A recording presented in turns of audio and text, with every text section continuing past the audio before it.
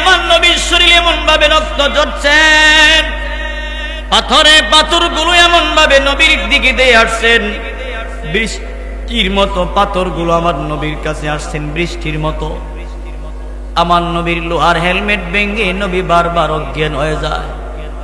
ভাইরা আমার, সাহাবী এবার বলেন, যেই মাত্র দেখতেছিলাম বৃষ্টিগুলো পাথরের মতো বৃষ্টির মতো পাথরগুলো আমার নবীর উপরে পড়তেছে, আমি ভয় পায়া গেলাম, আর মানতে পারি না। আমার নবীর এইভাবে ঢেকে আড়াল করে সাহাবী তাদেরকে লক্ষ্য করে বললেন, বেঈমানেরা রে,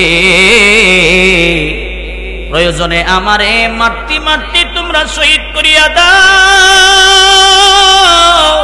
নবীর শরীরে আর একটা পাথর মাইল না। কথায় আছে চুরে শুনে না ধর্মের কাহিনী, কিন্তু বললে কি লাভ হবে, তারা তো আর মানে না। নবীর শরীরের রক্তগুলো ঝরছেন। হযরতে যায়েদ বলেন, এক পর্যায়ে আমি আমার শরীর থেকে কাপড়গুলো খুলি, নবীর শরীর মুবারকের রক্তগুলো আমি টানা শুরু করলাম, রক্তগুলো টানতে লাগলাম। এক পর্যায়ে আমার যত কাপড় ছিল সমস্ত কাপড়গুলো রক্ত দিয়া ভিজে একবারে নরম হয়ে যায়। আমার কাপড় আর নবীর শরীর মুবারকের রক্ত টানে না। সব কাপড় ভিজে গেলে আর কেমনে রক্তগুলো টানবে?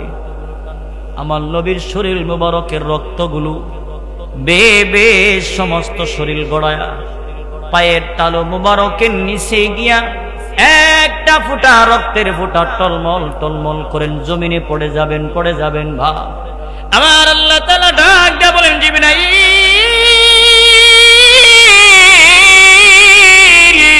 যাও আমার বন্ধুর রক্তগুলো আটকাও, এই রক্ত যদি জমিনে একটা ফুটা লাইগা যায় এই জমিন কিন্তু সহ্য করতে পারবে না, জমিন কিন্তু জালজালা শুরু হয়ে যাবে, তাড়াতাড়ি যাও রক্ত আটকাও। জিবরাইল বলেন, সিদরাতুল মুনতাহা থেকে সমস্ত পাখাগুলো বাড়ি মারলাম রে, আমি একবারে বাড়ি মাইরা আমার নবীর পায়ের তালু মুবারকের নিচে গিয়ে রক্তটারে আমি আটকাইলাম। কষ্ট কম করছে না বেশি করছেন? আরো জোরে কম। আল্লাহ বলেন, ওয়ালাল আখিরাতু খায়রুল লাকা মিনাল উলা। আল্লাহ বলেন, বন্ধু আমি আল্লাহ তাআলা আপনার জন্য ভবিষ্যতে মানে আখিরাত আপনার জন্য অনেক কল্যাণকর বানায় রাখছি। ভাইরা আমার, এরপরে আল্লাহ তাআলা বলেন, ওয়ালা সাউফা ইউতিকা রাব্বুকা ফাতারদা। আল্লাহ বলেন, অচিরে আপনার রব আমি আল্লাহ আপনারে এমন কিছু দিব যার দ্বারা আপনি নবী সন্তুষ্ট হয়ে যাবেন। সুবহানাল্লাহ। নবীর আল্লাহ কি দিবেন উল্লেখ নাই, তবে যেই জিনিসের উল্লেখ নাই এই জিনিসের কোনো সীমানাও নাই। কথা ঠিক কিনা? কিন্তু নবী বলেন, উম্মত আল্লাহ তাআলা আমারে কি দিবেন? কঠিন আসরের ময়দানে আল্লাহর নবী বলেন, আল্লাহ তাআলা আমার হাতে আল্লাহর রহমতের প্রশংসার পতাকাটা আমি নবীর কাছে দিয়ে রাখবেন। শুধু তাই নয়, কঠিন মুসিবতের সময় যেই দিন কেউ কারো উপকারে আসবে না, মা তার সন্তানের পরিচয় দিবে না, ভাই তার ভাইয়ের পরিচয় দিবে না, ওই দিন মানুষগুলো টেনশন করবেন। একদিকে ফুলসিরাতের ফুল পাড়ি দেওয়া লাগবে, অন্যদিকে মিজানের পাল্লায় ওজন দেওয়া হবে। প্রথমে বাদশাহ জুলকারনাইনের কথা বলছেন, যে বাদশাহ জুলকারনাইন আল্লাহ তামাম দুনিয়ার রাজত্ব দান করছিলেন। সুবহানাল্লাহ, সুবহানাল্লাহ। 2 নম্বরে বলছিলেন আসহাবে কাহফের কথা। 3 নম্বরে বলছিলেন হযরতে ইউসুফ আলাইহিস সালাতু ওয়াস সালামের কথা। এই ঘটনা তো ঘটছেন আমার নবী দুনিয়াতে আসার কয়েকশো বছর আগের ঘটনা। নবী কেমনে জানবে? তাদের ধারণা হলো নবীরে এমন কথা বলবো যেন জবাব না দিতে পারে, আর এর মাঝখান দিয়া নবীরে আমরা অপমান করার সুযোগ পেয়ে যাব। যেই মাত্র 3টা প্রশ্ন করছেন আমার আপনার নবী, তাদের থেকে সময় নিলেন, আমারে সময় দাও, আমি আগামীকাল তোমাদের কথার জবাব দিব। মতান্তরে 3 দিন বা 24 ঘন্টা পরে জবাব দিব। এখানে একটা বিষয় হলো, আমার আপনার নবী ইচ্ছা করলে 1 ঘন্টা 2 ঘন্টা সময় নিতে পারতেন। নবী 3 দিন কেন সময় নিলেন, বা আগামীকাল পর্যন্ত কেন সময় নিলেন? আমার আপনার নবী জানায় দিলেন, উম্মত, কাউকে যদি কোনো কথা দাও বা ওয়াদা দাও, প্রয়োজনে 1 দিনের জায়গায় 2 দিন সময় নিবা, ওয়াদা জবান যেন তোমার নষ্ট না হয়ে যায়। আমরার তো জবানের কোনো ঠিক নাই, কি কও? আমাদের জবানের কোনো দাম নাই। কারণ অলপ বলি, চাচা দেন আমার 2000 টাকা, ওলা দেন, কোন সময় দিবা? বিকাল বেলা দিব, কোন বিকেলে দিব, নাম নাই। 3 মাস 3 বছর পর্যন্ত বেড়ার সামনে আয় না, কথা কন্যা দি। দোকান বাকি নিয়ে বিকালে দিব বইলা নিবে, 6 মাস পর্যন্ত দোকানের সামনে দিয়ে আয় না। জবানের দাম নাই। আমার নবী সময় নিলেন, বুঝাইয়া দিলেন, কাউকে কথা দিলে, ওয়াদা দিলে, প্রয়োজনে 1 দিনের জায়গায় 2 দিন নিবা, ওয়াদা যেন তোমার নষ্ট না হয়ে যায়। আমার আপনার নবী যে সময় নিয়েছিলেন, এই নির্ধারিত সময়ের ভিতরে আশ্চর্য বিষয় হলো, আমার নবীর কাছে জিবরাইল আল্লাহ পাঠাইল না। এই সময়ের ভিতরে জিবরাইল যখন আসলো না, নবীও কথার জবাব জানলো না। অন্যদিকে বেঈমানের বাচ্চাগুলি আমার নবীর কাছে হাজির হয়ে বলল, আপনি না বলেছিলেন নির্ধারিত সময় নিয়েছিলেন, সময়ের পরে জবাব দিবেন, দেন এখন আমাদের কথার জবাব দিয়ে দেন। আমার আপনার নবী এবার বললেন, আরে আমার গোষ্ঠীর লোকেরা শুন, আমি কেমনি তোমাদের জবাব দিব? কারণ হলো, এখনো তো জিবরাইল আমার কাছে আসলো না।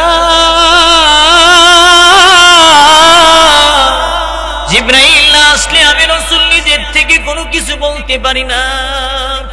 কারণ হলো, আমার নবী নিজের থেকে বানায়া কোনো কিছু বলে না।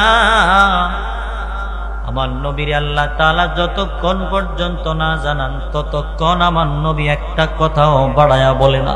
সুবহানাল্লাহ। মুহাম্মদ হারগিজ না গুফতা, তানা গুফতা জিবরাইল, জিবরাইল হারগিজ না গুফতা, তানা গুফতা রব্বুল জলিল, মা ইয়ানতিকু আনিল হাওয়া, ইন হুয়া ইল্লা ওয়াহয়ুন ইউহা। আবার আপনার নবী নিজের থেকে কোনো কিছু বলে না।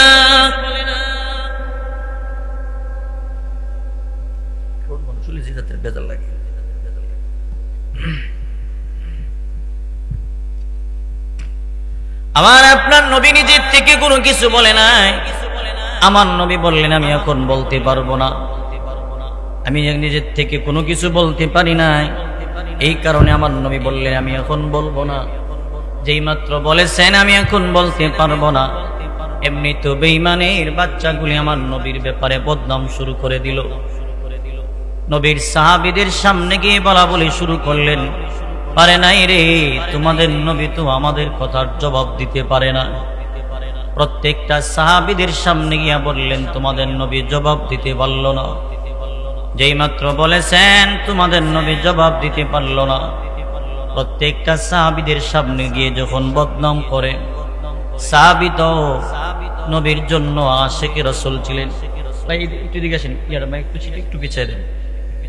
সাহাবায়ে কেরাম তো এমন ছিলেন, একজন মেম্বার মত পিছিয়ে ভিতরে যাবে, যাবেন তাহলে এটা ছড়াই দেন, আল্লাহ বাস।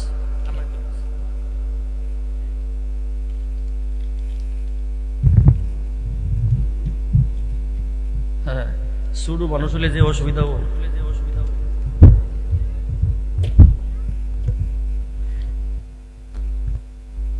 সিআরপি চাইলে তো এইটা লাগে না। সিআরপি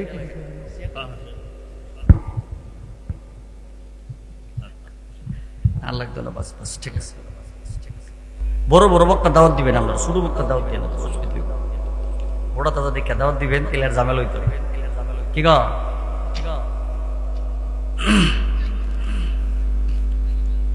আমার নবী বললেন আমি জবাব দিতে পারবো না। যেই মাত্র বলেছেন পারবো না, বেঈমানেরা সাহাবীদের সামনে গিয়ে বললেন তোমাদের নবী জবাব দিতে পারে নাই। একজন চেয়ারম্যানের বক্তের সামনে যদি চেয়ারম্যানের বদনাম করে বক্ত কিন্তু সহ্য করতে পারে না। একজন পীরের মুরিদের সামনে যদি পীরের বদনাম করে পীরের মুরিদ সহ্য করতে পারে না। প্রত্যেকটা সাহাবী ছিলেন আমার আপনার নবীর জন্য হাসি মুখে জীবনটা দিয়ে দিতেন, তাদের জীবনের কোনো মায়া লাগতো না। প্রত্যেকটা সাহাবীর সামনে যখন নবীর ব্যাপারে বদনাম করে প্রত্যেকটা সাহাবী আসমানের দিকে তাকাইয়া কান্দেন আর বলেন মালিক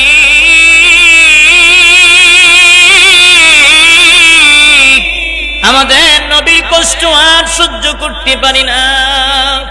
এইভাবে মক্কার বেঈমানেরা মক্কার আশেপাশে ডাইনে বামে আমার নবীর বদনাম করেন, নবীর ব্যাপারে অপপ্রচার করে। এইদিকে দিন যাইতেছেন, সময় পার হচ্ছেন, যাইতে যাইতে মতান্তরে 14 থেকে 15 দিন সময় পার হয়ে গেল। এর ভিতরে আমার নবীর কাছে জিবরাইল আসলো না। জিবরাইল যখন আসে না আমার নবী একা একা টেনশন করে সময় কাটান। কেন রে এতদিন পর্যন্ত কেন জিবরাইল আসে না?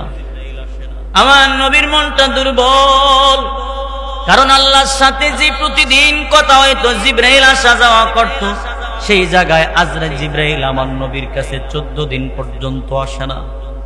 আমার আপনার নবী আসমানের দিকে তাকাইয়া শুধু টেনশন করেন কোন সময় রে জিবরাইল আমার নবীর কাছে হাজির হয়। এইদিকে বেঈমানেরা মক্কার সমস্ত অলিতে গলিতে বলা বলি শুরু করলেন। মক্কার অলিতে গলিতে বলছেন রে মুহাম্মদের একজন মালিক ছিল যে বলতো তার আল্লাহ আছেন, তার আল্লাহ মনে হয় এখন তারে ভুইলা গেছে। নাউজুবিল্লাহ জুড়ে বলেন। নবীর আপন চাচি আম্মা যার নাম ছিলেন উম্মে জামিল, নবীর আপন চাচি আম্মা যার নাম ছিল উম্মে জামিল, এই উম্মে জামিল আমার নবীর কানে কানে গিয়ে বলল কি ব্যাপার, আপনার কাছে যে শয়তানরা আসা যাওয়া করতো এটা কি এখন আপনারে ভুইলা গেছে নাকি? আরো জোরে করেন নাউজুবিল্লাহ। যেই মাত্র বলেছেন ভুইলা গেল নাকি, এমনি তো আমার নবীর মনটা আরো দুর্বল হয়ে গেল। একদিকে তো জিবরাইল আসে না, অন্যদিকে বেঈমানেরা বলল আমার নবীর আল্লাহ ভুইলা গেছেন। আমার নবী নীরবে নীরবে শুধু কান্দেন আর টেনশন করে। এই কষ্ট আমার নবী ব্যথা পাইয়া আসমানের দিকে তাকাইয়া বলতে লাগলো আল্লাহ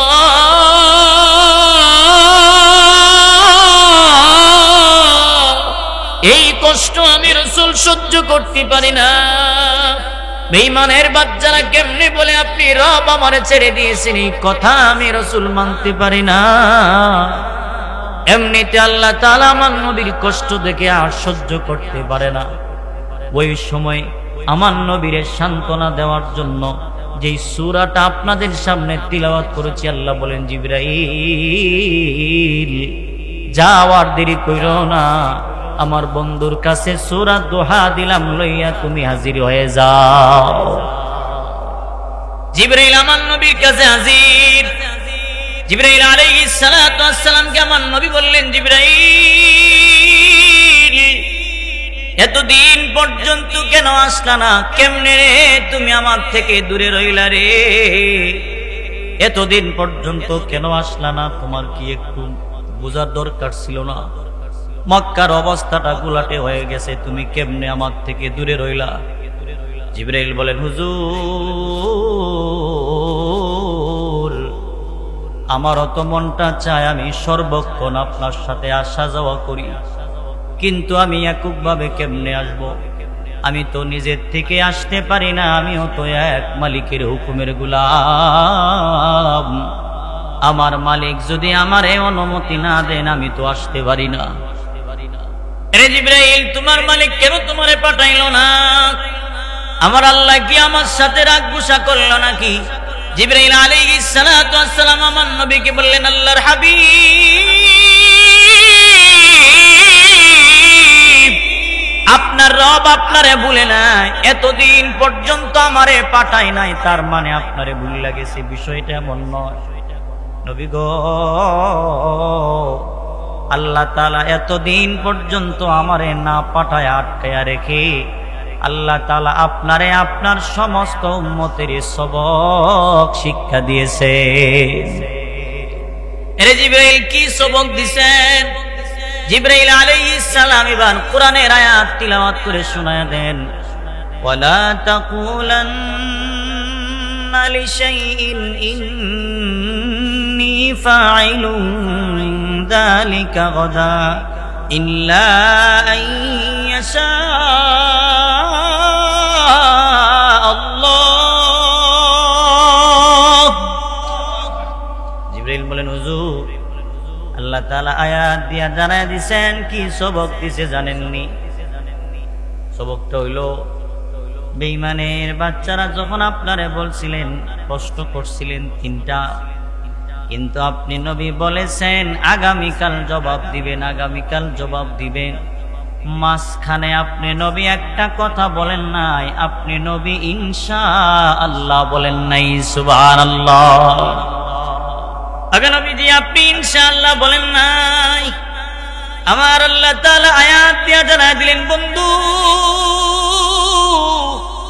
ভবিষ্যতে কোনো কিছু বলতে গেলে, কোনো কিছু করতে গেলে ইনশাআল্লাহ সারা যেন আর সামনে না বলেন। এই কারণে আল্লাহ দেরি করছেন। সুবহানাল্লাহ কোন? এই কারণে আল্লাহ তাআলা দেরি করছেন। নবী গো, আপনারে আল্লাহ জানাইছেন সামনে কোনো কিছু করেন সময় ইনশাআল্লাহ সারা যেন আর না বলেন। এবার বলেন তো, ইনশাআল্লাহ নবীরে জানাইছেন শুধু নবী পর্যন্ত সীমাবদ্ধ নাকি আমাদের পর্যন্ত? কোরআন নাজিল হয়েছেন 1450 বছর আগে। এই কোরআনের আইন বাস্তবায়িত থাকবেন কিয়ামত পর্যন্ত। সুবহানাল্লাহ। ভাইরা আমার, এই জন্য আমাদেরকে ভবিষ্যতে কোনো কিছু করতে গেলে ইনশাআল্লাহ বলা লাগবে। আমরা তো ইনশাআল্লাহ বলি না, মনে করি টাকার জোরে গায়ের জোরে সব করে এলাম।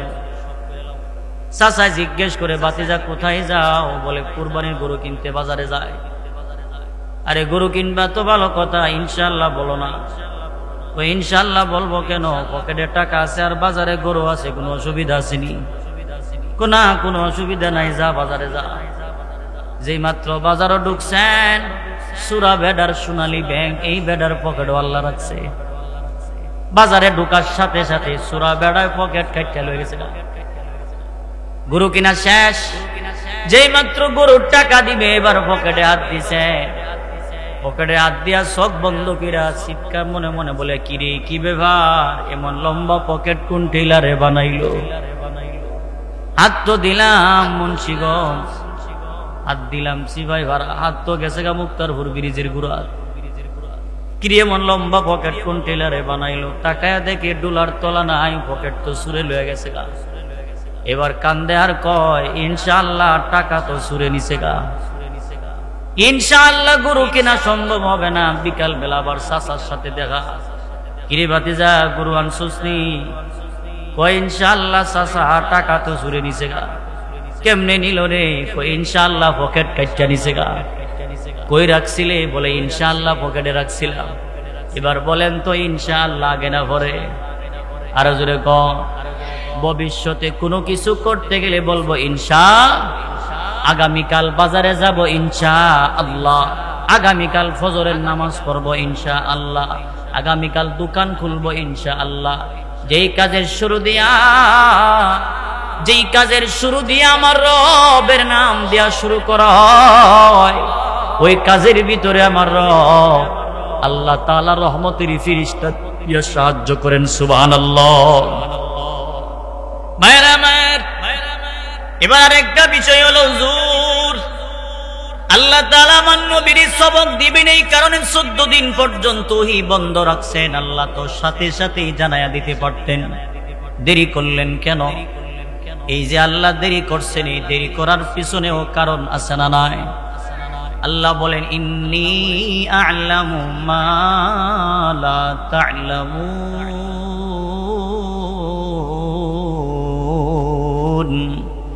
আল্লাহ বলেন, আমি আল্লাহ যা জানি তোমরা তা জানো না।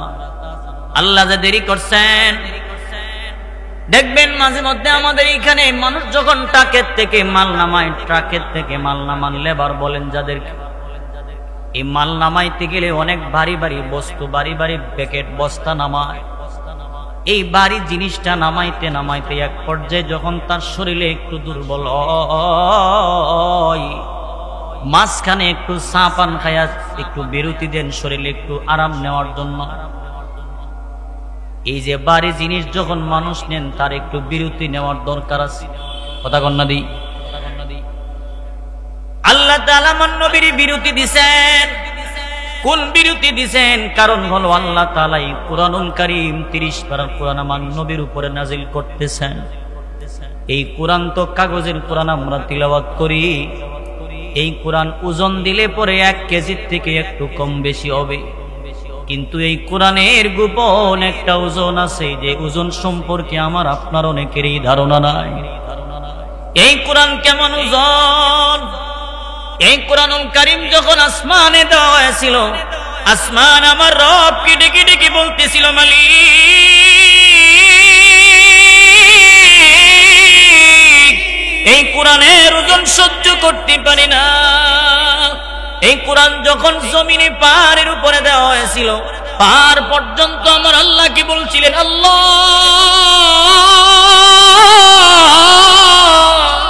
এই কোরআনের ওজন সহ্য করতে পারি না।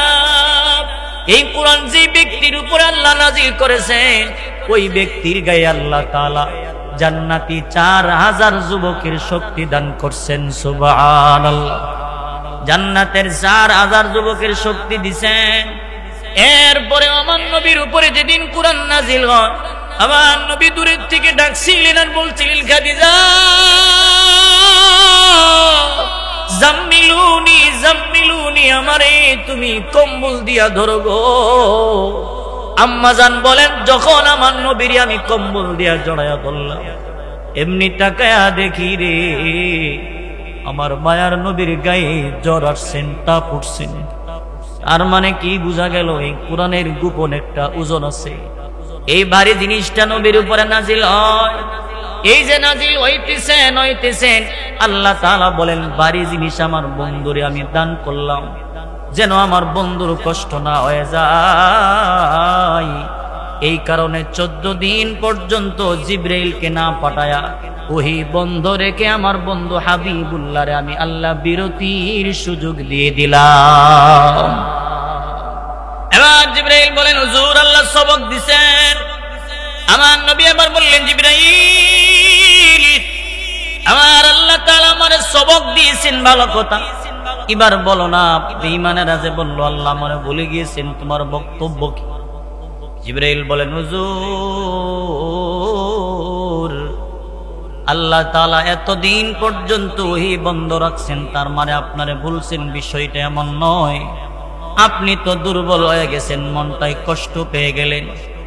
আল্লাহ তাআলা যে আপনারে বলে নাই, বলতে পারে না, এই কথাটা বলার আগে আগে আল্লাহ দুইটা কসম করে জানায়া দিছেন। সুবহানাল্লাহ। 1 নম্বরে ওয়াদুহা, দুহার কসম, দিনের কসম। সূর্য যখন পরিপূর্ণ আলো দিয়ে যায়, মুফাসসিরিনে কেরামগণ বলেন, যোহরের নামাজের আগে আগে একটা সময় আছে, যে সময়টার নাম হলো চাষতের সময়। ওই সময়ের কসম, দিনের কসম। 2 নম্বর আল্লাহ বলেন, ওয়াল্লাইলি ইযা সাজা, নীরব রাতের কসম, নিজুম রাতের কসম। আল্লাহ তাআলা নীরব রাতের কসম করলেন কেন? নিজুম রাতের কসম করলেন কেন? বলে রাত্র যত গভীর হয়, রাত্র যত নীরব হয়, মানুষের ঘুমটা আরামদায়ক হয়।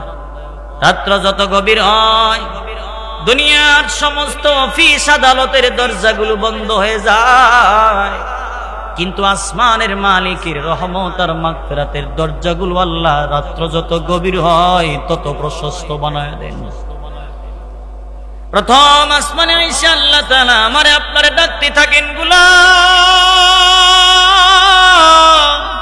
কে আছো? গুনাহগার, আমি আল্লাহর কাছে ক্ষমা চাও। তোমার কি লাগবে বান্দা, আমি আল্লাহর কাছে তুমি আইসা দরখাস্ত করিয়া যাও, আমি রব তোমারে সব কিছু দেওয়ার জন্য প্রস্তুত হয়ে আছি।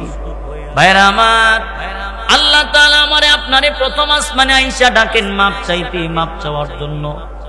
এই জন্যে হাদিস শরীফে আসছেন, কোন মানুষ যদি 50, 60, 70, 80 বছরের গুনাহ লইয়া বান্দা যখন গভীর রজনীতে তওবার নামাজ পড়ে, 2 রাকাত তাহাজ্জুদের নামাজ আদায় করেন, নীরব রাতের সময় নীরবে বৈশা বান্দা যদি যাই নামাজের মসলায় বসে 2টা হাত রবের দরবারে বাড়ায় দেয়, আর জীবনের সমস্ত গুনাহগুলি বান্দা যখন সামনে লইয়া বলতে থাকেন, মালিক রে, আমার মতো গুনাহগার এই জগতে আর কেউ নাই। যদিও আমি গুনাহগার, বান্দা তো তোমার, আমি যদিও গুনাহগার, হয়তোবা আমার মতো এমন গোলাম এই জগতে তোমারে ডাকার মতো অভাব নাই, কিন্তু তুমি ছাড়া যে আর আমাদের কোনো মালিক নাই। তুমি যদি আমারে তাড়ায়া দেওয়ার কার ঘরে গিয়ে দাঁড়াবো, মেহেরবানি করে। বুঝি নাই 40 বছর গুনাহ করলাম, 50 বছর গুনাহ করলাম, 60, 70 বছর গুনাহ করলাম, যৌবনকাল গুনাহ কইরা আমি আল্লাহ কাটাইয়া দিলাম। নাফরমানি করে আমি বুঝতে পারি নাই তোমার নাফরমানি করলাম, এখন তোমার দরজায় দাঁড়ায় গেছি, তুমি যদি আমার ফিরে দাও আর আমার যাওয়ার জায়গা নাই, তুমি যদি ক্ষমা না করো আমি যাইতে পারবো না। এইভাবে যখন বান্দা কান্না শুরু করিয়া দেয়, বান্দার চোখের পানি যখন চোখ থেকে বাহির হয়, এই চোখের পানি গড়গড় গড়গড়ায়া যখন বান্দার নাকের গোড়ায় চলে আসে, আল্লাহ তাআলার কুদরতি হাত দিয়া বান্দার চোখের পানিগুলো মইসা দেন আর বলতে থাকেন, গোলাম কান্না বন্ধ কর, আমি রব তোর কান্না সহ্য করতে পারি না। আল্লাহ তাআলা বান্দারে ওই একটা রাতের কান্নার কারণে পিছনের সমস্ত গুনাহ মাফ করে দেন, সুবহানাল্লাহ। কারণ কান্না আল্লাহ সহ্য করতে পারে না। আমার আপনার নবী বলেন, উম্মত, একটা গাভীর উলান থেকে দুধ দহন করার পরে এই দুধটা যেমন আর গাভীর উলানের ভিতরে ঢুকানো সম্ভব হবে না, কোন একটা মানুষের চোখ দিয়া যদি আমার রবের বয়ে 1 ফোঁটা পানি বাহির হয়ে যায়, ওই লোকটারেও জাহান্নামে দেওয়া আল্লাহর জন্য অসম্ভব হয়ে যাবে। এই জন্য ভাইয়েরা আমার, আল্লাহ কোরআনে বলেন, فَلْيَضْحَكُوا قَلِيلًا وَلْيَبْكُوا كَثِيرًا جَزَاءً بِمَا كَانُوا يَكْسِبُونَ।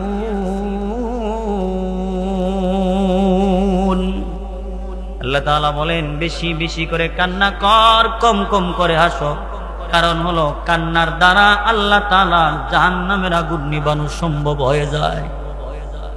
ভাইরা আমার, আল্লাহ 2টা কসম করছেন, দিনের কসম আর রাতের কসম। 2টা কসম করে আল্লাহ তাআলা বলেন, মা ওয়াদ্দাআকা রাব্বুকা ওয়া মা ক্বালা। আল্লাহ বলেন, বন্ধু কেমনে আমি আল্লাহ আপনারে ভুইলা যাবো? আমি আল্লাহ আপনারে বলতে পারি না, আমি কেমনে আপনারে ভুইলা যাই, কেমনে আপনারে ভুলে যাব? আপনি নবী যা বলেছেন তাই আমি আল্লাহ মঞ্জুর করছি, সুবহানাল্লাহ জোরে কোন। আপনি যা বলেছেন আমি আল্লাহ তা মঞ্জুর করলাম, কেমনে ভুলবো? হইতে পারে না।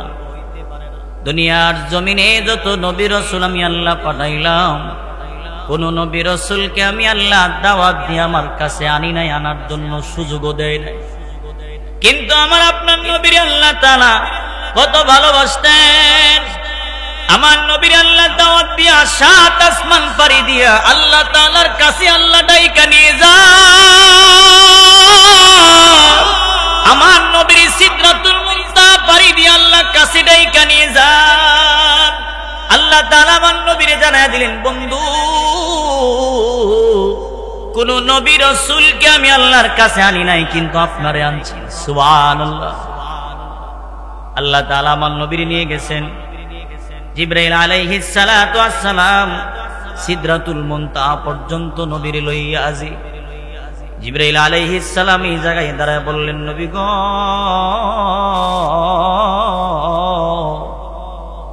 আমি জিবরাইল আর একটা কদম সামনে যাইতে পারি না, আমি জিবরাইল আর একটা কদম সামনে যাইতে পারবো না। জিবরাইল আলাইহিস সালাতু ওয়াস সালাম আমার নবীকে সিদরাতুল মুনতাহায় রেখে নিচে চলে আসতেছেন।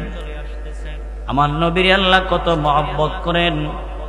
জিবরাইল আলাইহিস সালাম যখন চলে আসছেন, আমার নবী একা একা, কিন্তু ডানে বামে সামনে পিছনে তাকায় দেখতেছেন আল্লাহ তাআলা প্রত্যেকটা জায়গায় জায়গায় আমার নবীর নামের ডিজাইন দিয়ে আল্লাহ সাজায় রাখছেন। এই যে সুন্দর ডিজাইন, এই অবস্থাটা দেখার পরে আমার নবী আনন্দের ছুটে কান্না শুরু করছেন, আনন্দের কান্না শুরু করলো। আমার নবী আনন্দের কান্না শুরু করছেন। কান্না হয় দুই রকম, একটা হইল অভাবের কান্না, আর একটা হইল ধন সম্পদ হইলেও কান্না। দেখবেন কোন কোন সময় মানুষগুলি দামি খাট পালঙ্কে শুয়া, বাড়ি গাড়ির অভাব নাই, কোনো কিছুর অভাব নাই, এরপরেও বান্দা দামি খাট পালঙ্ক, এখন তো আমার টাকা পয়সার অভাব নাই, আমার কোনো কিছুর অভাব নাই, কিন্তু জনম দুঃখিনী মা আমার যখন অসুস্থ ছিল গো, এই জনম দুঃখিনী মা অসুস্থ থাকার সময় 10টা টাকা পর্যন্ত আমার হাতে ছিল না। আমার বাবা অসুস্থ ছিল, আমার টাকা ছিল না। ঘরের ফ্রিজের দরজাটা বান্দা খুলে আর কান্দে, মালিক এখন তো আমার ঘরে ফ্রিজ আছেন, কোনো কিছুর অভাব নাই, কিন্তু আমার জনম দুঃখিনী মা যখন অসুস্থ ছিল 1 কেজি মালটা কমলা রাইকা খাওয়ানোর মতো এমন তৌফিক আমার ছিল না। ওই সময় মানুষগুলো কান্দেন, ধন সম্পদ থাকার পরেও কান্দে আর বলে, আজকে আমার ঘরে সব আছে কিন্তু জনম দুঃখিনী মা নাই। আমার আপনার নবী যখন সিদরাতুল মুনতাহায় ডানে বামে সুন্দর জায়গায় দেখলেন আল্লাহ ডিজাইন করছেন নবীর নাম দিয়া, আমার নবী আনন্দের ছুটে কান্না করেন আর বলেন, আল্লাহ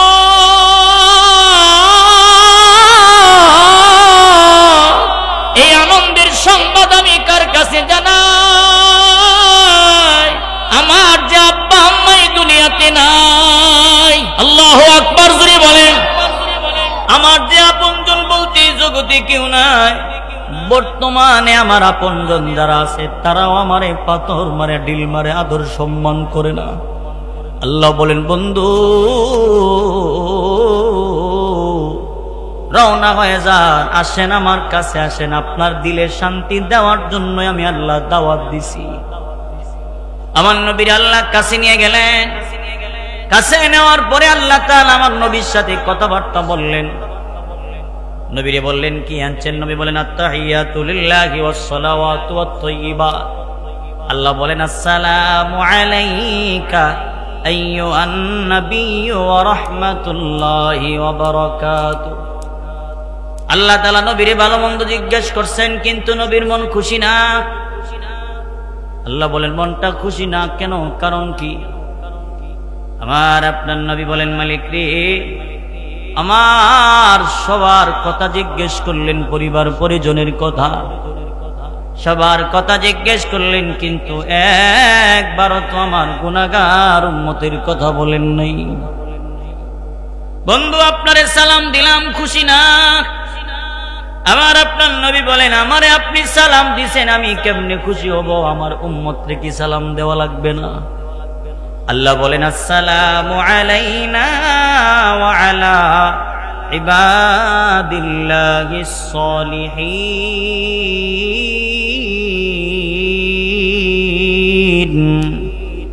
আল্লাহ বলেন, আপনার সমস্ত নেককার উম্মতের উপর আমি রবের পক্ষ থেকে সালাম। নবী বলেন, না, এমনি আমি মানতে পারি না। কেন পারেন না?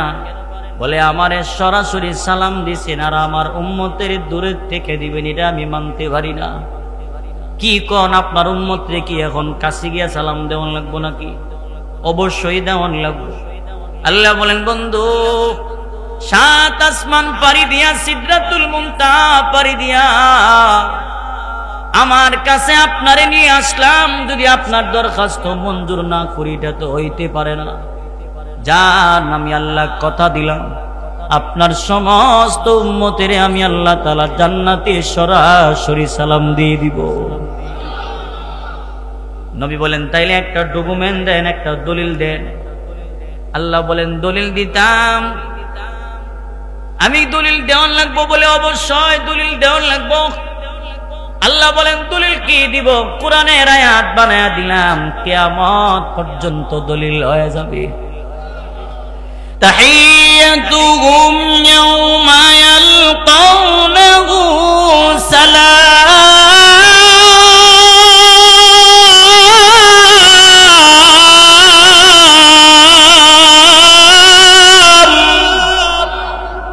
আল্লাহ বলেন বন্ধু, আয়াত বানায়া দিলাম, কোরআনের আয়াত লিখে দিলাম, কিয়ামত পর্যন্ত দলিল। সুবহানাল্লাহ। আপনাদের অসুবিধা হইতেছে না তো? ভাইরা আমার আপনার নবীরে আল্লাহ কত মহব্বত করেন। আল্লাহ যে বলছেন কেমনে আপনারে বলবো। আল্লাহর সাথে নবী কথা বলছেন, এখন বিদায় দিব বন্ধুরে বন্ধু। 50 ওয়াক্ত নামাজ আল্লাহ দিয়ে দিছেন। জুড়ে বলেন কয় ওয়াক্ত? নিচে আয়েশা হযরতে মূসা আলাইহিস সালাতু ওয়াস সালামের সাথে দেখা হইল।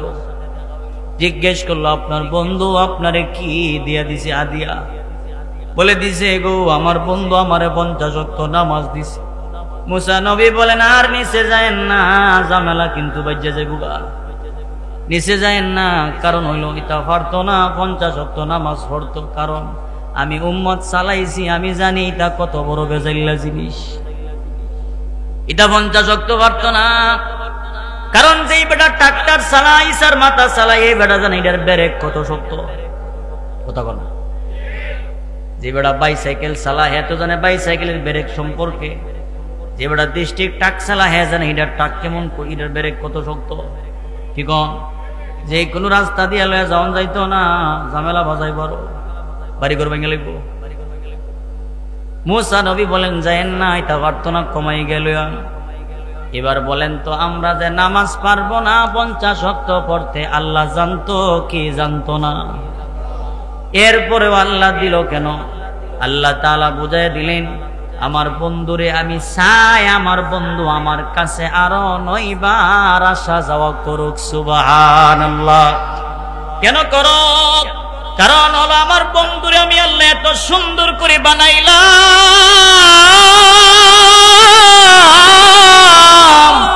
একবার দেখে আমি আল্লাহর মনটা বলল না। আল্লাহু আকবার।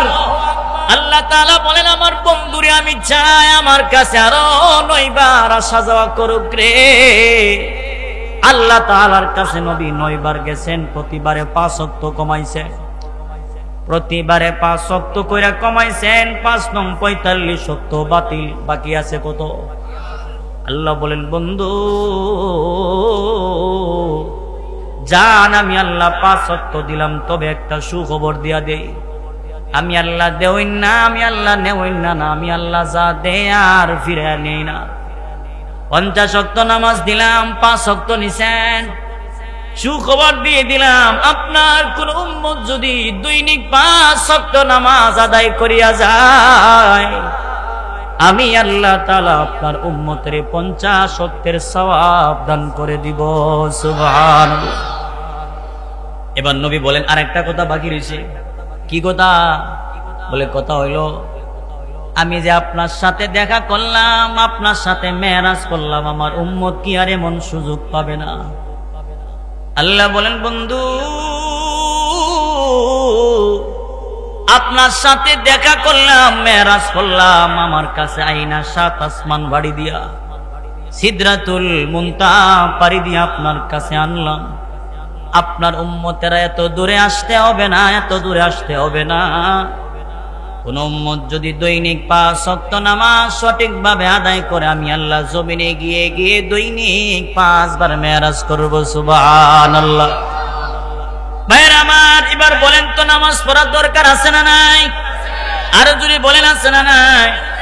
এরে আমার আপনার নবীর হাদিয়া উম্মতের জন্য 5 ওয়াক্ত নামাজ। নবীর জন্য নবীর পক্ষ থেকে আল্লাহ তাআলার পক্ষ থেকে নবীর আল্লাহ দিবেন, নবীর থেকে আল্লাহ তাআলার পক্ষ থেকে নবী আমাদেরকে দিবেন। নবীর পক্ষ থেকে উম্মতের জন্য হাদিয়া। আপনার বাড়িতে কোনো মেহমান আসলে পরে যদি ব্যাগ বইরা হাদিয়া নিয়ে আসেন, আপনি যদি হাদিয়াটা রাখেন তার মানে বোঝা গেল তারে আপনি ভালোবাসছেন। আর যদি হাদিয়ার ব্যাগটা ঢিল মাইরা ফালাইয়া দেন, বোঝা গেল তার সাথে আমার কোনো দরকার নাই, তারে কোনো দরকার নাই। ব্যাগটা ফালাইয়া দিলেন মানে তারেও আপনি ফালাইয়া দিলেন। কোন মানুষ যদি দৈনিক 5 ওয়াক্ত নামাজ আদায় করিয়া যায়, মেরাজের রজনীতে আমার নবীর আল্লাহ নামাজ দিয়েছেন, উম্মতের জন্য নবী হাদিয়া নিয়ে আসছেন। কোন মানুষ যদি দৈনিক 5 ওয়াক্ত নামাজ আদায় করে, তার মানে বোঝা গেল নবীর হাদিয়া গ্রহণ করলো। আর যেই ব্যক্তি নামাজ পড়লো না, নবীর হাদিয়া গ্রহণ করলো না, নবীর হাদিয়া যেই ব্যক্তি গ্রহণ করে না, ওই ব্যক্তি খাঁটি নবীর উম্মত হইতে পারে না। কথা ঠিক না বেঠিক? ভাইরা আমার, আল্লাহ তাআলা বলেন, হাবিব মা ওয়াদ্দাআকা রাব্বুকা ওয়া মা ক্বালা। বন্ধু, কেমনে আপনার আমি আল্লাহ ভুইলা যায়? ভুলতে পারি না। আল্লাহ আমার নবীর সান্ত্বনা দিয়া পরের আয়াতে বলেন, ওয়ালাল আখিরাতু খায়রুল লাকা মিনাল উলা। আল্লাহ বলেন, হাবিব আপনার জন্য বর্তমান এবং অতীতের চাইতে সামনের জীবন আপনার জন্য অনেক কল্যাণকর হবে, অনেক সুন্দর জীবন হবে, অনেক সুখময় জীবন আমি আল্লাহ আপনার জন্য সাজায় রাখছি। কারণ হলো এই জগৎ মানে আখিরাতের জগৎ। আল্লাহ তাআলা পরকালের কথা বলছেন, নবীর জন্য নাজ নিয়ামত আল্লাহ বাড়ায়া দিবেন। কারণ হলো এই দুনিয়ার জমিনে আমার নবীর বেঈমানেরা কষ্ট দিতে কম দিল না, আমার নবী কষ্ট করতে কম করে নাই। আরে তাইফের ময়দানে আমার নবীর শরীরে এমন ভাবে রক্ত ঝরছেন, পাথরগুলো এমন ভাবে নবীর দিকে দিয়ে আসছেন, বৃষ্টির মতো পাথরগুলো আমার নবীর কাছে আসছেন বৃষ্টির মতো। আমার নবীর লোহার হেলমেট ভেঙে নবী বারবার অজ্ঞান হয়ে যায়। ভাইরা আমার, সাহাবীবার বলেন, যেই মাত্র দেখতেছিলাম বৃষ্টিগুলো পাথরের মতো বৃষ্টির মতো পাথরগুলো আমার নবীর উপরে পড়তেছে, আমি ভয় পায়া গেলাম, আর মানতে পারি না। আমার নবীর এইভাবে ডেকে আড়াল করে সাহাবী তাদেরকে লক্ষ্য করে বললেন, বেঈমানেরা রে, প্রয়োজনে আমারে মারতে তোমরা শহীদ করিয়া দাও, নবীর শরীরে আর একটা পাথর মাইরো না। কথায় আছে, চুরে শুনে না ধর্মের কাহিনী, কিন্তু বললে কি লাভ হবে, তারা তো আর মানে না। নবীর শরীরের রক্তগুলো ঝরছেন। হযরতে যায়েদ বলেন, এক পর্যায়ে আমি আমার শরীর থেকে কাপড়গুলো খুলি, নবীর শরীর মুবারকের রক্তগুলো আমি টানা শুরু করলাম, রক্তগুলো টানতে লাগলাম। এক পর্যায়ে আমার যত কাপড় ছিল সমস্ত কাপড়গুলো রক্ত দিয়া ভিজে একবারে নরম হয়ে যায়। আমার কাপড় আর নবীর শরীর মুবারকের রক্ত টানে না। সব কাপড় ভিজে গেলে আর কেমনে রক্তগুলো টানবে? আমার নবীর শরীর মুবারকের রক্তগুলো বেয়ে সমস্ত শরীর গড়ায়া পায়ের তালু মুবারকের নিচে গিয়া একটা ফুটা রক্তের ফুটা টলমল করেন জমিনে পড়ে যাবেন ভাব। আমার আল্লাহ তাআলা ডাক দিয়া বলেন, জিবরাইল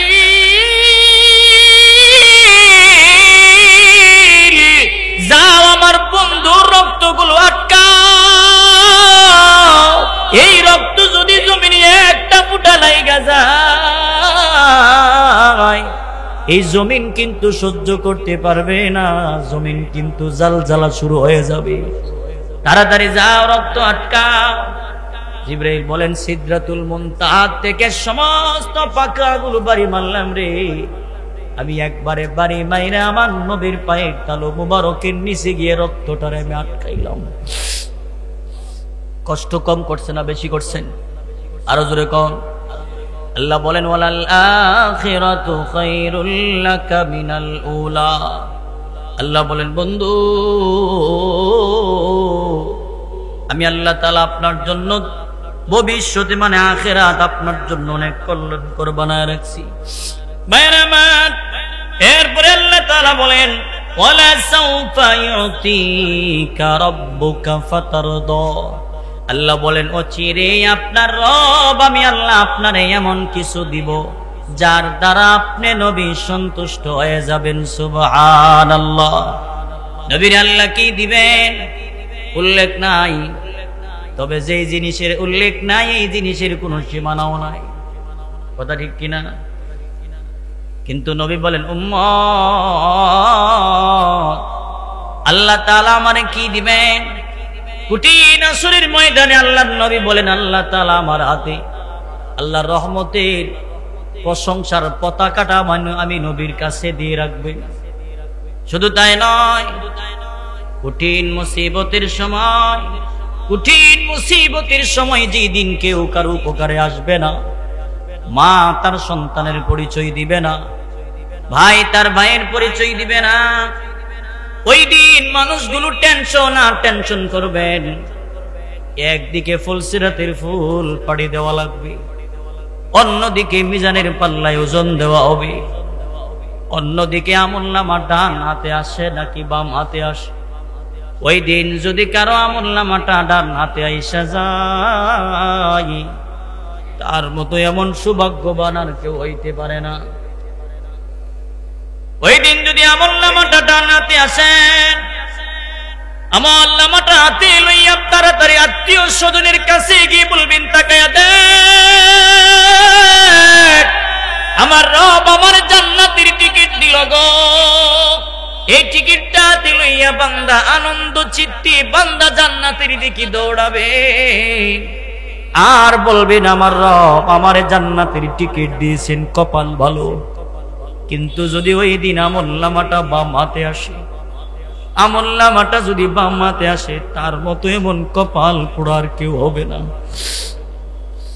ভাইরা আমার, আল্লাহ তাআলা সেদিন ফেরেশতাদেরকে ডাক দিয়ে বলবেন, ফেরেশতারা শুন, এই নাফরমানের আমলনামাটা সরাসরি বাম হাতে দিবি না। এই নাফরমানের আমলনামাটা বাম হাতে সরাসরি দিও না। কেমনে দিব? বলে, নাফরমানের বাম হাতটা বুক বরাবর ঢুকাইয়া পিছন দিক দিয়া বাহির করে দাও।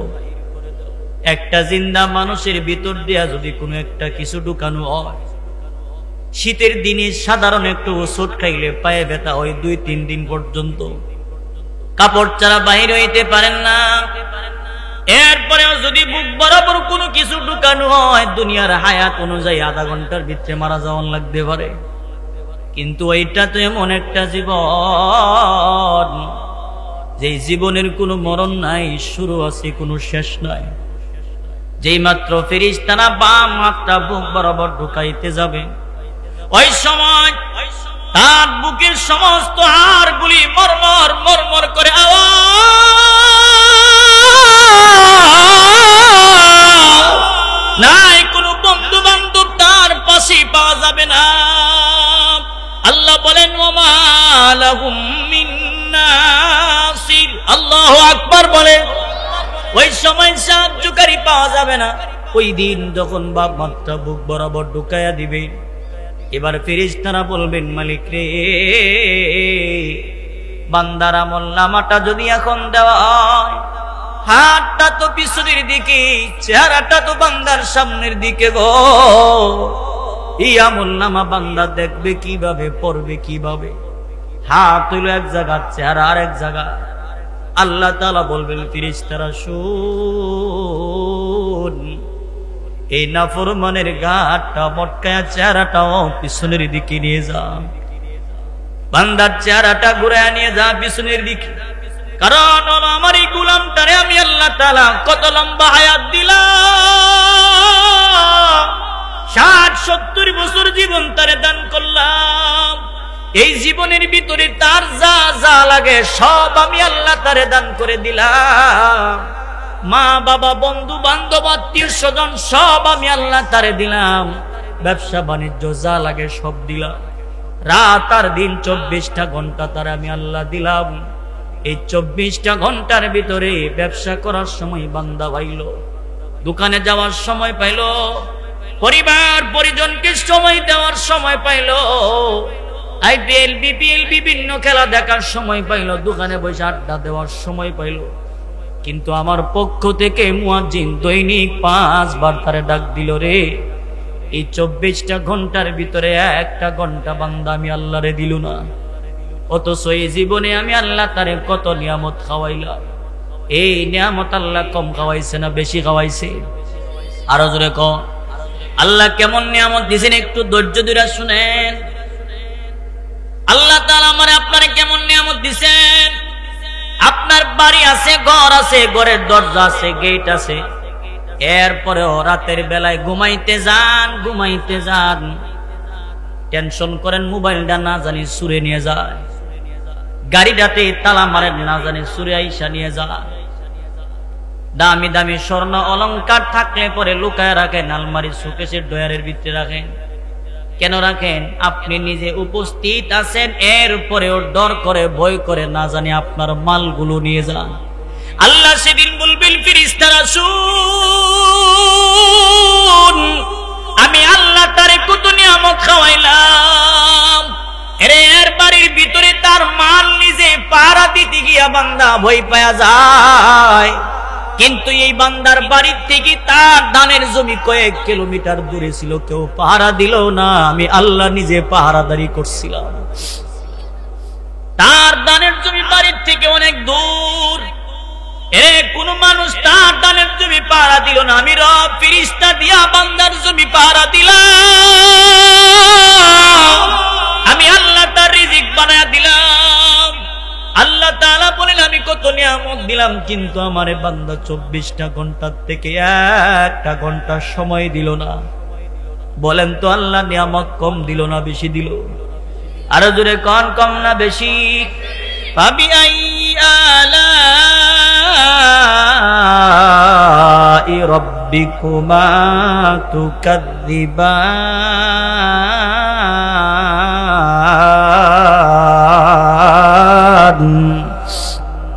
আল্লাহ বলেন, আমি আল্লাহর কোন কোন নিয়ামতের তো অস্বীকার করতে পারবে?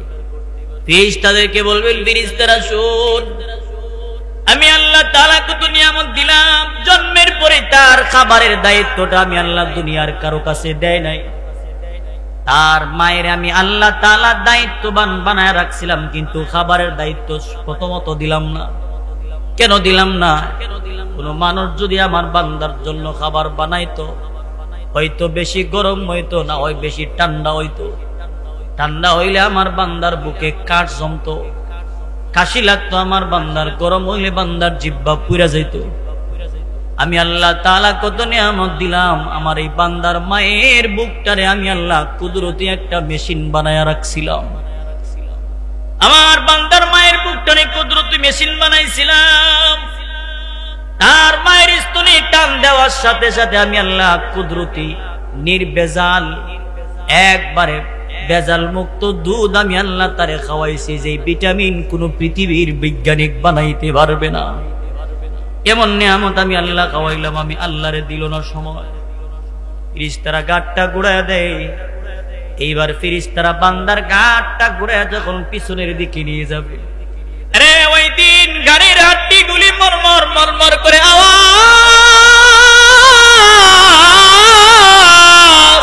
ওই দিন কোন বন্ধু বান্ধব আর আপনজন পাওয়া যাবে না।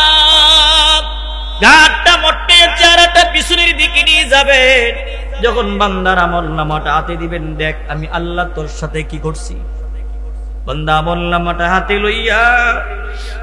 লইয়া বান্দা চিৎকার দিয়া বলবেন, মা লিহাদাল কিতাব।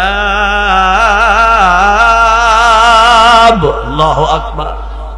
বান্দা আমলনামাটা হাতে লইয়া বান্দা বলবেন, কে রে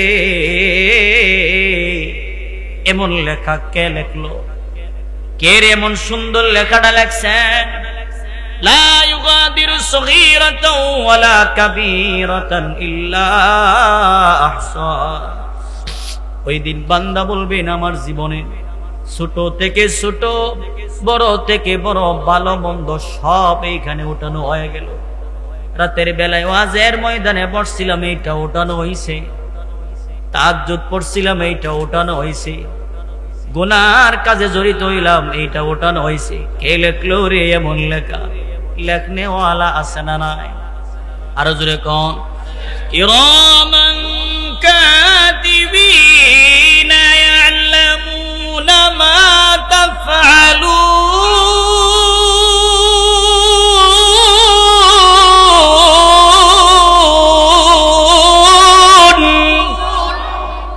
আল্লাহ তাআলা বলেন লেখার জন্য নিযুক্ত করে রাখছি ফেরেশতা।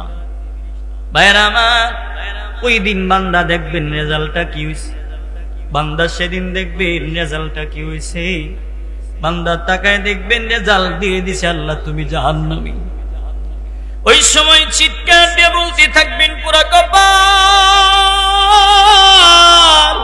আমার মতো এমন কপাল পোড়া বুঝি আর কেউ নাই। ওই দিন আফসোস করে বলতে থাকবেন আরে দুনিয়ার জমিনে যদি আর 2টা রাকাত নামাজ বাড়ায়া পড়তাম, আর যদি 2টা সেজদা বাড়ায়া দিতাম, উলামায়ে কেরামদের কথা শুই না যদি কুরআন হাদিস অনুযায়ী কথাগুলো মানতাম, শুনতাম, কাজে লাগতো, ওই মুসিবতের দিনে আমার নবী বলেন আল্লাহ তাআলা কঠিন হাসরের দিনে, মুসিবতের দিনে আল্লাহ আমার একটা চেয়ার দিবেন, যেটার নাম হলো মাকামে মাহমুদের চেয়ার। সুবহানাল্লাহ জোরে বলেন। আমার নবীর আল্লাহ চেয়ার দিবেন মাকামে মাহমুদ। আল্লাহ তাআলা আমার নবীর বলবেন বন্ধু বসেন, আপনি মাকামে মাহমুদে বসেন। আবার আপনার নবী বলবেন মালিক রে, আমি রাসূল যদি মাকামে মাহমুদে বসে যাই, কে গো মিজানের পাল্লার কাছে গিয়ে দাঁড়াবে? আমি রাসূল যদি মাকামে মাহমুদে বসে যাই, ফুলসিরাতের কিনারায় গিয়া কে দাঁড়াবে? আমার নবী সেদিন মাকামে মাহমুদে বসবে না। সুবহানাল্লাহ। সাহাবীরা বললেন হুজুর আসরের দিনে আপনারে কোন জায়গায় তালাশ করলে গম?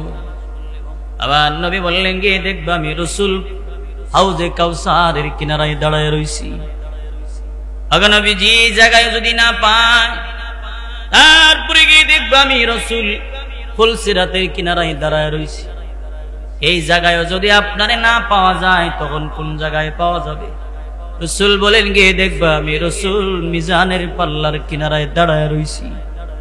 এই জায়গায় যদি আপনারে না পাওয়া যায়, এরপরে কোন জায়গায় পাওয়া যাবে? আমার নবী বলেন এরপরে গিয়ে দেখবা আমি রাসূল জাহান্নামের দরজা, আমার নবী জাহান্নামের দরজায় দাঁড়ায় দাঁড়ায় ডাক দিবেন আর বলবেন মালিক আমার গুনাহগার উম্মত। আল্লাহু আকবার জোরে বলেন। আমার নবী জাহান্নামের গেটে দাঁড়ায় বলবেন মালিক আমার উম্মতকে বাঁচাও, আমার উম্মতকে বাঁচাও। ওই কঠিন মুসিবতের দিনে আমার আপনার নবী বলেন উম্মতেরা রে, ওই কঠিন মুসিবতের দিনে আল্লাহ তাআলা আমারে শাফাআতে কুবরা দিবেন, শাফাআতে কুবরা। সুবহানাল্লাহ জোরে বলেন। আল্লাহ তাআলা আমার নবীরে শাফাআতে কুবরা দিবেন। ওই দিন আমার নবীরে শাফাআতে কুবরা দিবেন, যা অন্য কোন নবীরে দেওয়া হবে না। আল্লাহ বলেন ওয়ালা সাউফা ইউতিকা রাব্বুকা ফাতারদা, আমি আল্লাহ অচিরে আপনারে এমন কিছু দিব যার দ্বারা আপনি নবী সন্তুষ্ট হবেন। সুবহানাল্লাহ। নবীর আল্লাহ যে কাউসার দিবেন। এরপর আল্লাহ বলেন আলাম ইয়াজিদকা ইয়াতীমান ফাআওয়া, আল্লাহ বলেন বন্ধু আমি আল্লাহ তো আপনার এতিম অবস্থায় পেয়েছিলাম, কিন্তু আমি আল্লাহ আশ্রয় দিয়েছি। এতিম পাইলাম, আশ্রয় দিলাম। আলাম ইয়াজিদকা ইয়াতীমান ফাআওয়া, এরপরে বলেন ওয়াজাদাকা দাল্লান ফাহাদা, বন্ধু দিন সম্পর্কে আপনার কোনো ধারণা ছিল না, জ্ঞান বুদ্ধি ছিল না, আমি আল্লাহ দান করলাম। ওয়াজাদাকা ইলান ফাআগনা, আল্লাহ বলছেন মুসাফির খানা থাকা যাবে না, এই দুনিয়ায় থাকা যাবে না। নবী যদি ইঙ্গিত দিয়ে থাকেন টাকা যাবে না, বলেন তো এই যে বাড়ি গাড়ি করার চিন্তা ভাবনা করতেছি সব কিছু কি লইয়া কবরে যাওন যাইবনি? জুড়ে কোন যাওন যাইব? 5 তলা বাড়ি করছেন, আজকে রাতে যদি 5 তলার উপরে আপনার মরণ হয়ে যায়, রাতের বেলায় লাশটা 5 তলাতে রাখে কি রাখে না সন্দেহ আছে, রাতের বেলায় নিস্তালায় নামায়া দিব। কথা কন্যা দি, নিস্তালায় রাতের বেলায় নামায়া দিব। রাসূল বোঝায়া দিলেন মুসাফির খানা দুনিয়াতে মুসাফির হালতে চলো। আল্লাহ বলেন ওয়াওয়াজাদাকা আইলান ফাআগনা। এরপরে আল্লাহ বলেন, এখন কথাটা মনোযোগ দিয়ে শুনেন, এতক্ষণ পর্যন্ত আল্লাহ যা বলেছেন এতক্ষণ পর্যন্ত আমার নবীর শুধু স্মরণ করাইছেন, সান্ত্বনা দিয়েছেন। আল্লাহ কি কি দিয়েছেন? সান্ত্বনা দিয়েছেন বেঈমানদের কথার জবাব দেওয়ার জন্য। মনে আসেনি কথা? এখন আল্লাহ বলেন ফাআম্মাল ইয়াতীমা ফালা তাকহার। আল্লাহ বলেন বন্ধু, আপনি এতিমদের বেলায় সদয় হন, এতিমদের বেলায় আপনি বিনয়ী হন, এতিমদের বেলায় আপনি বিনয়ী হন। নবীর আল্লাহ জানায়া দিছেন, নবীরে জানায়া দিছেন মানে আল্লাহ বুঝাইছেন আপনার উম্মতরেও জানায়া দেয়। এতিমদের বেলায় সদয় হও, এতিমদেরকে ধমক দিও না। কারণ হলো আল্লাহ তাআলা কোরআনে বলেন, কোন মানুষ যদি এতিমের মাল সম্পদ ভক্ষণ করে খায়, পেটে ঢুকায়, এতিমের মাল খাইল না যেন জাহান্নামের আগুন তার পেটে ঢুকাইল। আল্লাহ বলেন ইন্নাল্লাযীনা ইয়াকুলুনা আমওয়ালাল ইয়াতামা যুলমান ইন্নামা ইয়াকুলুনা ফী বুতুনিহিম নারা। আল্লাহ বলেন কেউ এতিমের মাল পেটে ঢুকাইছো মানে জাহান্নামের আগুন পেটে ঢুকাইছো। আমার আপনার নবী বলেন উম্মত, এতিমদের যদি কেউ গার্জিয়ান হয়ে যায়, কোন মানুষ যদি এতিমের অভিভাবক হয়ে যায়, এতিমের দায়িত্ব নিয়ে নেন। রাসূল এইভাবে আঙ্গুল মুবারক দেখায়া বলছেন, 2টা আঙ্গুল যেমন কাছাকাছি, এতিমের অভিভাবক আমি নবীর সাথে জান্নাতে এমন কাছাকাছি থাকবেন। সুবহানাল্লাহ। কিন্তু বর্তমান সমাজে এতিমের মাল খাওয়ার জন্য মানুষ পাগল, এতিমের মাল খাওয়ার জন্য পাগল। এতিমরা লাঞ্ছিত, অপমানিত, এতিমদের কোনো মূল্য আমাদের সমাজে নাই। কেন? বছরের পর বছর হাজী সাহেব হজ করতে যায়, উমরা করতে যায়, পাশের বাড়ির এতিম না খাইয়া মরে, কোনো খবর রাখে না।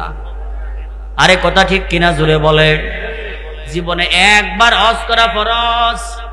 এই যে প্রতি বছরে বছরে উমরায় গেল, পাশের বাড়িতে এতিম মানুষ না খাইয়া রাতের বেলা ঘুমায়, শীতের দিনে একটা শীতের কম্বল এতিমের গায়ে নাই, শীতের দিনে এতিমের পাইয়া এক জোড়া ভালো স্যান্ডেল পাওয়া যায় না, শীতের দিনে এতিমের ঘরে দিয়া বাতাস ঢুকে তার ঘরটা ঠিক করে দেওয়ার মতো কেউ নাই। ওই হাজি, ও টাকাওয়ালা, ও ব্যবসাওয়ালা, টাকা দিয়া তো নাম কামাও, এতিমের একটা শীতের কম্বল দিয়ে দাও, মদিনা থেকে মদিনার নবী খুশি হয়ে যাবে। সুবহানাল্লাহ। ভাইরা আমার, এই যে শীতের দিন, কথাগুলি মনোযোগ দিয়ে শুনেন। শীতের দিনে আপনার বাচ্চাটারে আপনি শীতের কম্বল দিলেন, জামা দিলেন, জ্যাকেট দিলেন। এই বাচ্চাটা শীতের জামাটা গায়ে দিয়া যেই মাত্র রাস্তায় বাইরে হইলো, ওটানে খেলাধুলা করলো, আপনার বাড়ির পাশে আপনারই তো বাতিজা আছে, বাতিজি আছে, আপনার ছেলের সাথে খেলাধুলা করে যার আব্বা আম্মা দুনিয়াতে নাই। ও এতিম বাচ্চাটা যখন আপনার ছেলের সাথে দেখা করলো, জিজ্ঞেস করবো কে রে এমন সুন্দর জ্যাকেট তোরে কিনা দিল? আপনার বাচ্চাটার সাথে সাথে আয়েশা দিয়া বলবে আমার আব্বাই দিছে, আমার আব্বাই আমার জ্যাকেট দিছেন। এতিমের কলিজায় কামড় মারে আর দৌড় দিয়া বললেন মা গো, দৌড়ে আমার কাছে গিয়ে আবদার করে মা গো মা, আমার সাথী বাইরে তার আব্বা কত সুন্দর জ্যাকেট দিল গো, দেন আপনিও আমার একটা জ্যাকেট কিনা দেন। বিধবা মহিলার কলিজায় কামড় মারে, কেমনে দিব রে, এই ঘরে এই মুহূর্তে ঘরে তো চাউল কিনার টাকাই নাই। কান্দেন, ও টাকাওয়ালা ভাই, আপনার ছেলেটার সাথে যদি ওই এতিম বাচ্চাটার একটা শীতের জামা শীতের জ্যাকেট আপনি কিনা দেন, ওই জ্যাকেটটা গায়ে দিয়া বাচ্চাটা দৌড়াবে আর বলবে আমার অমুক চাচায় আমার এমন জ্যাকেটটা কিনা দিছে। এই যে বাচ্চাটা জ্যাকেট গায়ে দিয়া যে দৌড়াবে আর হাসি দিবে, মদিনা থেকে মদিনার নবী খুশি হয়ে যাবে। এতিমের খেদমত করেন। এর যুবক ভাই, এই যে মহল্লার যুবক ভাইদেরকে আমি লক্ষ্য করে বলে যাব, আপনাদের দ্বারা সম্ভব প্রত্যেকটা মহল্লাতে যদি 20-30টা যুবক একত্রিত হয়ে যায়, যারা রুজি রোজগার করেন আর নিয়ত করেন যে আমরা প্রত্যেক মাসে মাসে 300-400 টাকা কইরা জনপ্রতি উঠায়া যারা যেমন পারি, এই টাকাগুলো একত্রিত কইরা মাসে মাসে মহল্লাতে যত এতিম বাচ্চা আছে, এতিম বাচ্চারে আমরা শীতের দিন আসলে কম্বল দিব, তার মারে তার ঘরের একটা বেড়া ভাঙ্গা গেলে তার বেড়াটা লাগাইয়া দিব। শীতের দিনে খাট না থাকলে আমরা মিলে একটা খাট কিনা দিয়ে দিব। আর যদি গরমের দিনে পাকা না থাকে তার একটা চার্জারের ফ্যান কিনা দিয়ে দিব। মদিনা থেকে মদিনার নবী খুশি হয়ে যাবে। যুবক ভাই, জীবনটারে মানব সেবায় কাজে লাগায়া যান, জীবনটারে মানব সেবায় কাজে লাগায়া যান। আরে খ্রিস্টানের কাটিং দিতে গিয়া তো 1200-1400-2000 টাকা দিয়া চুল রেস্টিস করেন। আরে কথা ঠিক না বেঠিক জুড়ে বলেন? হিন্দু বুদ্ধ ইহুদি নাসারাদের কাটিং দিতে গিয়া মাথার মধ্যে চেহারায় ফেসিয়াল করেন, চুলের কাটিং করেন 2000-2500 টাকা দিয়া, এক একটা চুলের জেল ব্যবহার করেন 2000-3000 টাকা দিয়া। জানা তো নাই আপনি তো 3000 টাকা দিয়া আপনার মাথার চুলের জন্য জেল ব্যবহার করেন।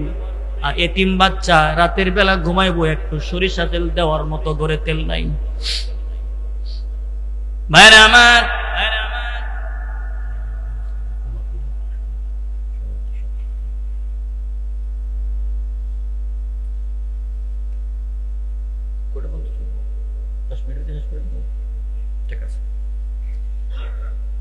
এই জন্য আমি আপনাদেরকে বলে যাব, এতিমদের খেদমত করেন, এতিমদেরকে মহব্বত করেন।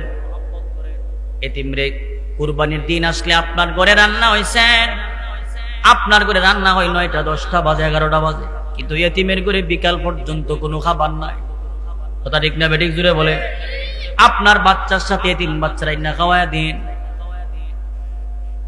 আল্লাহ বলেন ফাআম্মাল ইয়াতীমা ফালা তাকহার।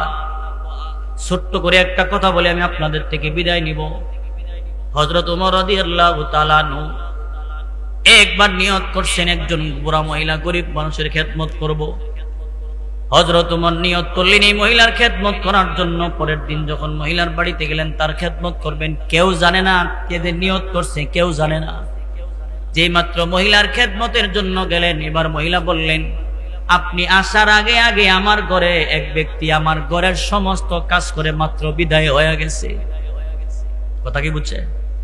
হযরত ওমর বলেন কি ব্যাপার? নিয়ত করলাম আমি, কাজ করলো অন্য লোক, লোকটারে দেখার দরকার। পরের দিন আবার গেলেন, আগায়া পাইল না। নিয়ত করলেন পরের দিন ফজরের সময় লোকটারে গিয়ে আমার ধরতে হবে।